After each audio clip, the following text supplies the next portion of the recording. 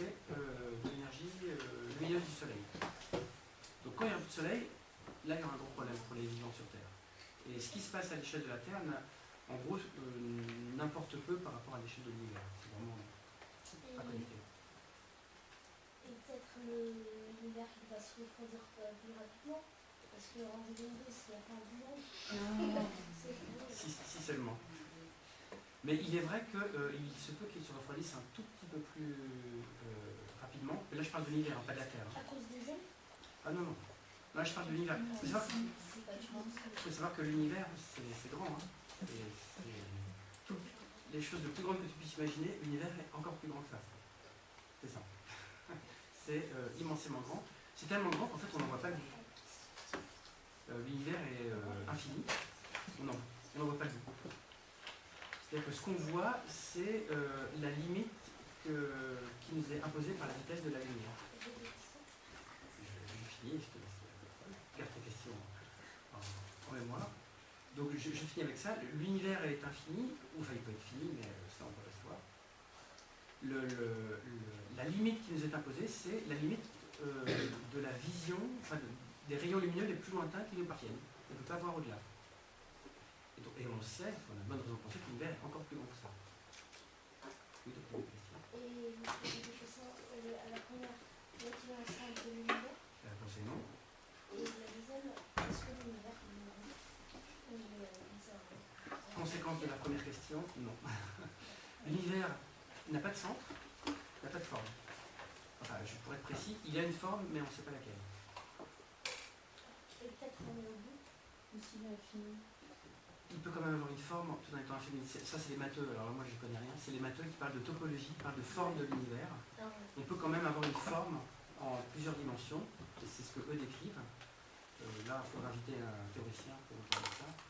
Mais il peut avoir une forme quand même. Et on pense qu'en fait, il y a une forme dans laquelle la géométrie euclidienne s'applique. C'est-à-dire la géométrie dont vous avez l'habitude, avec les règles, les triangles, etc. La géométrie que vous allez subir pendant encore de nombreuses années, probablement. C'est des études scientifiques. À cause de mon cours. Je sais pas, j'ai pas la chance de connaître. Voilà. Donc je connais. Donc, mais vous en ferez certainement beaucoup après. La géométrie, ça sert pour plein de choses. Et donc l'univers actuel, on a découvert ça il n'y a pas longtemps, il y a quelques années, que la géométrie euclidienne s'applique à l'échelle de l'univers. Ça, c'était pas gagné. Donc on sait qu'on est dans un univers dit plat, ça veut rien dire, et c'est géométrie euclidienne. Parce qu'on pourrait être dans d'autres types de géométrie type sphérique, on appelle ça riemannienne si je ne me trompe pas, ou géométrie de type selle de cheval, géométrie de Minkowskienne. Pardon, c'est d'autres types. Peu importe, mais on est dans un univers, disons, normal, simple, du point de vue de la géométrie. Cela étant, il est quand même infini, il s'étend, et c'est pas grave. Alors pour donner l'analogie d'une forme, imaginons que nous soyons des fourmis à la surface d'une sphère, d'un ballon. Vous êtes une fourmi et vous badez à la surface du ballon. Vous êtes d'accord que la surface d'un ballon est finie? C'est pas infini. Manque de peau, si vous étiez une fourmi à la surface du ballon, vous auriez l'impression que votre univers est infini. Parce qu'il n'y a jamais de bord. Hein, vous faites le tour du ballon. Oui, vous voyez au-delà, mais vous êtes toujours... Alors, imaginons qu'on ne voit que la surface. Vous êtes une fourmi qui reste à sa surface. Vous baladez, vous avez l'impression que votre univers est infini parce qu'il n'y a pas de bord. Non, mais c'est une analogie que je donne. La réponse est j'en sais rien. Donc, mais ce que je veux dire, c'est que c'est pas si simple que ça, fini, infini. On peut avoir l'impression d'être dans un univers infini, alors qu'en fait il est fini. C'est ce que je veux dire. Monsieur, mais en fait, l'ombre ne balade pas à la surface d'une sphère, effectivement. Mais c'est pour donner l'analogie.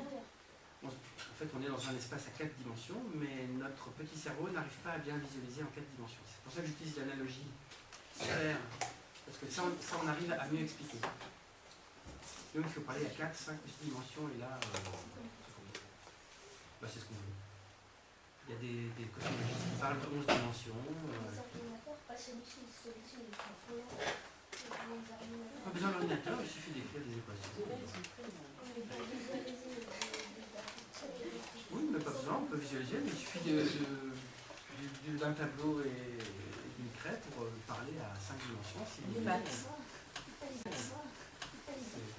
faut juste comprendre de quoi ça parle, mais c'est pas ça. Donc, on peut visualiser avec un ordinateur, mais ça arrive. Donc voilà, donc on a un univers. Oui, il y avait une bonne question au fond. Est-ce qu'on a déjà visité d'autres galaxies que la nôtre? Alors visiter, personne n'y est allé, mais on observe plein de galaxies. Tu peux y aller aussi. On en observe plein. Alors pour être plus explicite, la distance la plus lointaine à laquelle l'homme est envoyé quelque chose, vous savez quelle est la distance la plus lointaine? Un peu plus loin que Mars. Pluton, un petit peu plus loin que Pluton. Bon, c'est un peu plus loin que Pluton. C'est un satellite qui a été lancé en 1973. Non, je crois qu'il est quand même. Il s'appelle Pioneer. Lancé par la NASA. Pioneer 10 et Pioneer 11. Bah oui, c'est l'époque où on a train d'arriver à savoir qu'en faire. Et donc il a lancé 2 sondes au prix d'une. Et elles sont sorties du système solaire. Parce que elles ont mis longtemps. Donc voilà, c'est les endroits les plus lointains que l'homme, accessibles par l'homme. Il faut savoir que la distance parcourue, c'est plusieurs milliards de kilomètres. Il faut à la lumière quelques heures pour nous parvenir. La sonde la plus lointaine met quelques heures à nous envoyer un signal, des heures-lumière. Mars est à 20 minutes-lumière de nous, à peu près. Le Soleil est à 8 minutes-lumière. C'est une unité de distance, c'est juste le temps que la lumière met pour nous parcourir. 8 minutes-lumière, oui. La Lune est à 2 secondes-lumière, enfin 1 seconde. 2 secondes aller-retour. Et Mars, c'est dans quel est plus loin de nous que le Soleil? Dans certaines configurations, oui. Oui, quand elle est de l'autre côté. Ça arrive Ouais, mais tous les 2 ans. quand il est du même côté. Quand c'est du même côté, oui, c'est plus proche, c'est quelques minutes-lumière. C'est pour donner un ordre de grandeur. Donc la Lune, 1 seconde-lumière, le Soleil, 8 minutes-lumière, Mars, dans une mauvaise configuration, 20 minutes, et le système solaire, quelques heures-lumière. Il faut savoir que la taille de notre galaxie, c'est plusieurs millions d'années-lumière. Vous comparez quelques heures à quelques millions d'années. Bon, c'est des lumières, donc on multiplie par une vitesse, donc ça donne une distance, mais on peut parler en même temps.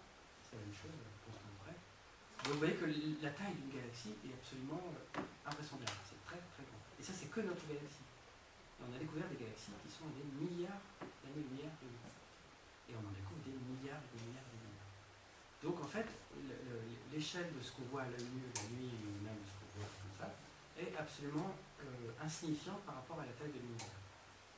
Ce qu'on voit est tout petit. Je ne sais pas si vous êtes baladé sur des bassins d'Yvette là. Si. Ils ont mis des panneaux sur le système solaire. J'ai vu un annonce près du pont, pour aller. Du collège, près de l'autre collège là. Non, lycée. près du terrain de foot, à côté du tennis. Ah oui. Là, il y a Uranus. Alors vous pouvez vous balader. Le soleil commence au 2e bassin de Gif. Et puis ça s'arrête à Pluton au niveau du lac du Mail à Orsay. Et puis il y a des panneaux, etc. Donc c'est le système solaire à l'échelle. C'est les gens de la fac qui ont fait ça. Et c'est permanent. C'est des panneaux, avec une jolie photo de la planète. Et vous avez la planète à la taille, à l'échelle. Donc c'est une planète petite. Donc ça vous donne une idée de l'échelle du système solaire sur 6 km. Et c'est vraiment à l'échelle. C'est-à-dire que la distance entre les planètes est vraiment respectée. C'est proportionnel, c'est vraiment respecté. Donc ça donne une bonne idée. Donc entre le 2e bassin de Gif et le lac du Mail à Orsay, vous avez 6 km. Vous voyez que les planètes, il n'y a que 9, enfin 9, c'est pas comme en France, mais il y a quelques planètes, vous voyez qu'il y a plein d'espaces entre et c'est vide. Et rien que ça, c'est quelques heures-lumière seulement, par rapport aux milliards d'années-lumière qu'il y a dans l'univers. Donc ça vous donne une idée de la petitesse de notre planète et de notre environnement. Et vraiment peu de choses. Donc vous pouvez faire cette balade, et je crois que ce week-end, là, avec la Fête de la Science, il y a des balades organisées, des balades d'idées, organisées par le Centre de vulgarisation de connaissances de la fac. Donc vous pouvez venir en famille ce week-end. Il y aura peut-être des balades d'idées, mais même si c'est pas guidé, il y a des posters, c'est très joli, ça fait une belle balade. Sortez vos parents et vous-même, ça sera bien. Donc ça, on voit bien que l'univers est très très très grand. Et nous sommes tout petits. Donc l'univers est grand, il s'expand, et nous, là-dedans, on vit notre vie tranquillement, parce que l'expansion de l'univers n'affecte pas le système solaire. Oui. Est-ce qu'au bout d'un moment, quand la température a trop baissé, oui.